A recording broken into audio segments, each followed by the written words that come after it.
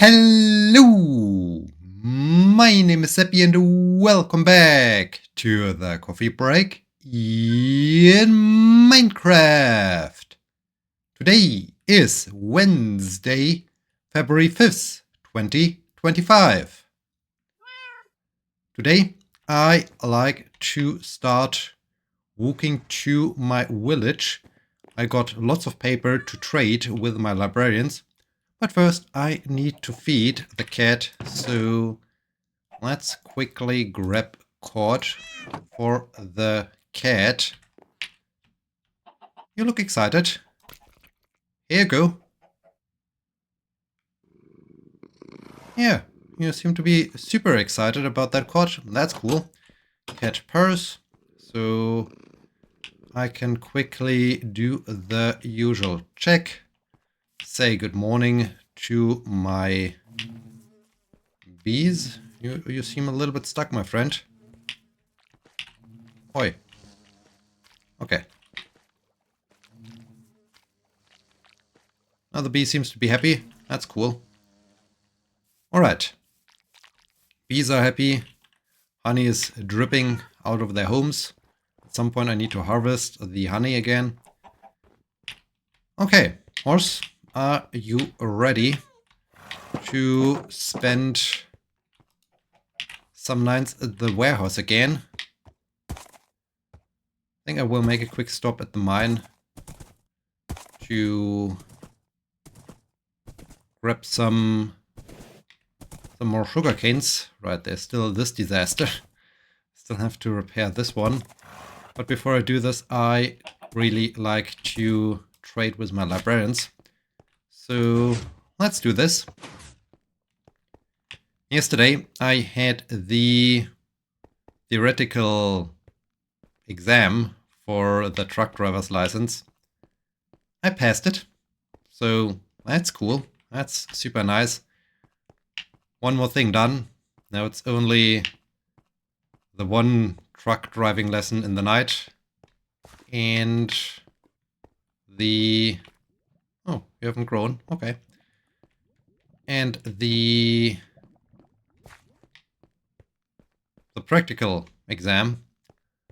So, fingers crossed, by the end of next week, I will completely be done with that jazz. That would be cool. That would be very nice. If nothing goes wrong with the practical exam and I just pass it too. So, yeah. The theoretical exam was kinda okayish. There was only one question where I marked the wrong answer. I was overthinking that question. It was a question I haven't seen during my learning. It never appeared as I was going through all those questions available in my app. It was also one of those questions that belonged to the general driving knowledge. So there was one part all about general driving knowledge, and the other part was about... Also, I think you stay outside until I sorted things out. There was one part about the truck related stuff. The normal driving knowledge was 10 questions. The others were 27 questions, so I had to go through 37 questions, and yeah, only one question I haven't seen from the general knowledge while practicing, and then I was overthinking it. There were not enough details, not enough specifications for my taste. I need lots of information, please, not just an arbitrary situation that is poorly described or so. So yeah, anyways, marked the wrong answer, but in retrospective I thought like, okay, yeah, that's obvious. I know what the issue was. Wait, I need to travel that way, right? I hope I need to travel that way. We'll see. I might need to stay overnight in the mountain home, but that's also right. So yeah, marked one question wrong, but the rest all perfect score, so that's cool. Just the overall atmosphere in this exam room, exam setting was kind of bad. I really didn't like how they went about it. I can fully understand it. I think there's lots of chaos going on, lots of people trying to cheat, trying to somehow find excuses why things didn't work or why they should pass or that something was wrong. I'm quite sure that the examiners are kind of sick of all those complaints, all those requests, all those excuses, all those attempts to maybe even actively cheat. But being suspicious to everyone doesn't make things better. I mean, to me, it was fine. It was okay. I was relaxed the entire time, so I didn't get nervous or anxious or anything at all. I had absolutely no emotions in that setting. Even as it got closer to, okay, soon you can start doing your test, I was just sitting there and thinking, okay, wait, do I have my... No. Oh, the travel bed is still... Okay, let's walk home. I definitely need my bed. So walking out there without my travel bed is not a good idea. Okay, let's head home. I think the travel bed might still be in the hidey hole in the in Monument Valley. Good that I checked it before walking too far away. This would have been bad. And a very bad surprise, all of a sudden noticing, okay, I can't sleep and I'm out in the middle of nowhere. Oh man. Good that I checked. I should have noticed this way before. Anyways. Yeah, they also requested everyone to turn off their smartphones and put the smartphones with the display facing upwards on the table. Then they walked around with some kind of scanner, checked whether there was some signal coming out of the bags. They tapped on the displays of the smartphones to see whether they're truly switched off. I found this a little bit too strict. I mean, I totally get it, as said. I mean, especially with driving licenses and so on, people tend to, I guess, try to cheat their way through or so, but still, I found it a little bit unfair, although with all those strict rules and not being very open or friendly or so. It seemed overly harsh. Okay, there's definitely no travel bed. It seemed overly harsh, but yeah, that's apparently how they went about it. I also talked with my driving instructor about it because I had a driving lesson yesterday right after the theoretical exam. And he agreed. He said, yeah, he was also at the examination place shortly before I had my test or so. And he saw who the examiner was, and he already knew that, okay, this guy is known for being overly strict. And yeah, I just found it a little bit sad, especially thinking like, okay, I personally had no issue with that. I mean, I was relaxed the whole time, I said. And yes, there's my bed. Okay. All right. Okay. Now I'm ready. Now I'm ready, and the sun is about to set. Can I still make it to the mountain home? No, I don't think that I. Definitely. based on the clock, I definitely can't make it to the mountain home. I think I will stay in my tower. I hope I can make it to the tower before it gets too dark. I could have been halfway done with the way to the village, but all right, that's fine. We have time. We have plenty of time. So with the past theoretical exam, I can now also do the practical exam. There was the idea of it could be Thursday next week, so February 13th. And now since I passed it, it's definitely Thursday next week. I already spoke to the station chief, like, okay, well, there's the driving test coming up. I need someone who can take over my shift, because of course I would be working on Thursday. I think I'm always working. it's getting a little bit crazy.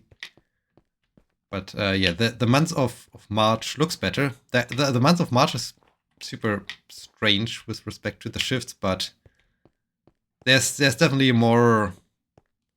It feels way more balanced than February. February's crazy. So yeah, the practical test then is coming up on Thursday. On Monday, I will have my driving at night session. I'm not quite sure what I shall get from this. I mean, most of the things are like, okay, you need to get to know how this big guy, this big truck handles. Maybe get some knowledge of how to drive on the autobahn. Why is another creeper here? And why? Okay, fine.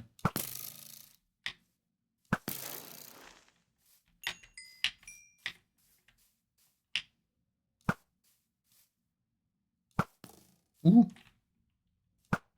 Ooh.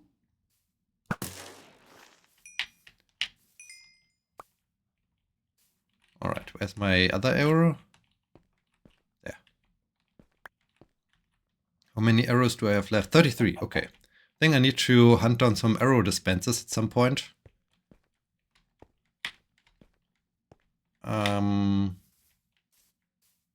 Yeah, so I get certain things, but I'm not so sure about what do I learn from driving at night. I mean, why is night driving a required thing? Sure. I mean, it's important for when you get your normal driver's license that you know how to drive at night, but there's no difference. I mean, sure, it's dark, but you have lights, so what gives? And it's at night. It's even more relaxing because there's less traffic and so on. So, anyways, that's coming up on Monday. Then I'm hopefully done with it. That would be amazing, I said. So, yeah, all good. Right, I still haven't finished my thought why I found this as an atmosphere so harsh and so very annoying. To me, didn't care, but I was thinking there were also so many young people, obviously, who want to get their normal driver's license. They might be still in school, might still pursue their high school diploma or something like that. And then they're treated like, well, I wouldn't say criminals, but still they're treated pretty badly. If you then have even some kind of exam anxiety or something like that, that's tough. That's really tough. Why make those people suffer even more? Why not be more open, more friendly? Sure, as I said, I get it. It's annoying. I know it from myself when doing exams at university level. There are also students that always try to come up with some kind of excuse or reason why things aren't working. You have to then say, sorry, but no. So yeah, that's that was somewhat unfair. Anyways, so done with that. So that's cool. That's good. Speaking of unfair things, I'm still a little bit annoyed by the behavior of one person in one retirement home where we had to bring a patient on Monday. This really made me kinda angry, and I was still thinking while I was there, shall I really pick a fight with them or so, or just leave it be? We had a patient who was well cognitive on a very good level, and this patient went to the retirement home. I mean, they lived alone their entire life. Well, not alone, but they lived for the last few years alone.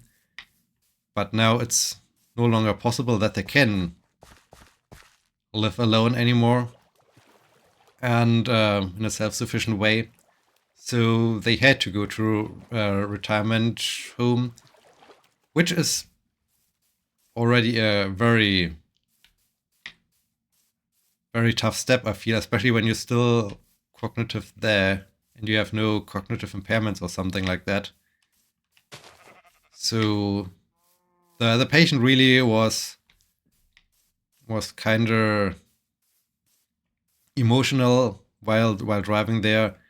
I tried to comfort them, asking them how they feel, have some kind of good conversation going, and then getting to the retirement home. First, I didn't find someone who's responsible for welcoming new patients. Then I finally found a few people there, and they told us where to go, at what level of the retirement home. As we got there, they were talking about some photos of the stuff and what kind of smartphone filters and so on they used. I was thinking like, okay, guys, there's your new customer, your new inhabitant. Why not say hello to them? Why not welcome them? You are not you. I don't want to look at you. I don't want to pick a fight with you, guy. Boy. This Enderman. This guy really wants to pick a fight. Wait, am I still walking the right direction? Yes, I am. And yeah, there was no interaction with the new person of that retirement home. I found it super unfriendly. We got then to the room where the patient is supposed to live in, and the person just started to move the bed around like, okay, the patient is apparently, they thought the patient can't walk or do anything or so. We just have to pull them over from the stretcher right into the bed. I was like, no, we can actually walk. That's not needed. Then they said, oh wow, you can walk. So yeah, at this moment I was really close to just get very angry at them and let them know that they should behave in a better way. But I, even for the sake of the poor patient, thought like, okay, I do not want to pick a fight. In the end, the patient has to suffer under this in the end. But I found it so unpersonal. Why not talk to the patient themselves and welcome them? They get into the retirement home for the first time in their life. They were self-sufficient until this point. That's already a very psychological stressing aspect. And then they are not even welcomed. What? So yeah, I'm still super angry, super mad at this stuff. But Yeah, that's unfortunately the thing I see so many times, and it just makes me sad. It just makes me sad how people are treated here.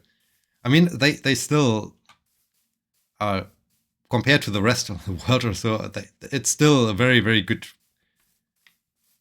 things that exist here in Germany, but still I feel like sometimes it's completely forgotten that still people. So yeah, this really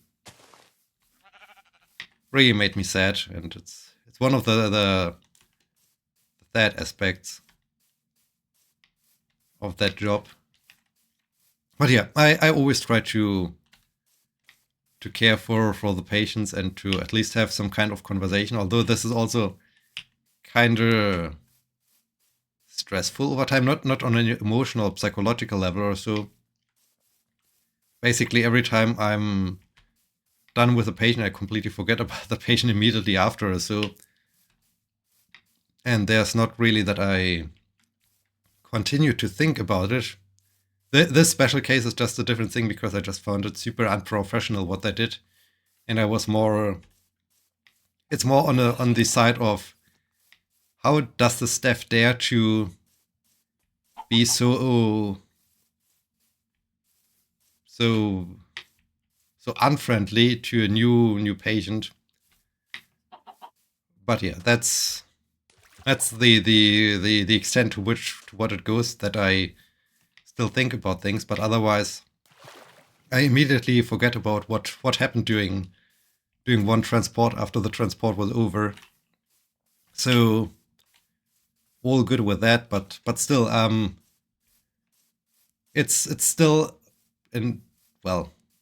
stressful over time because doing an 8-hour shift and basically hearing so many stories, at some point I just want to have silence. I mean, why? Sure. You as patient want maybe to talk, and that's completely fine. I'm there that you can talk, but you also need to keep in mind that once you finish your talking and we arrived, I get a new patient and they start to talk again. I can only endure so much talking for a given day that this gets a little bit stressful over time, but that's still fine.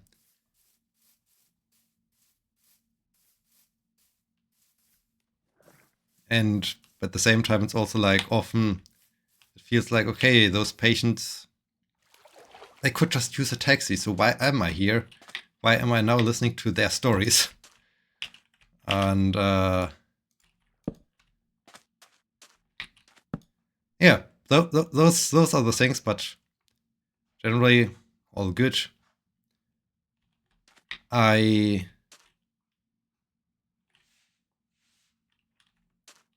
still enjoy this pretty much, and it's still a nice thing to hopefully sooner start to think about where do I like to go? Do I like to return to academia? Do I like to work even harder to get into a professor position, or do I like to do something else? Right now, there's still this entire truck driving training thing that I finally get the truck driver's license on my mind. But it's already good that I don't have to think about those theoretical questions anymore, that I don't have to practice them on a regular level or so, on a frequent basis. That's cool. That's very nice. And yeah, once the practical exam is over, is there a little squid? This looks a little bit like a little squid. That's cute. Since when they are little squids? Nice. Didn't know that this is possible. But yeah, then I think I will finally have also the time to relax more, to think about things. And yeah, I guess that's it for this episode. I hope you enjoyed it. I hope you join me next time when we finally arrive at the village. So yeah, thank you so much for watching. Until next time, my name is Sebbi. See you!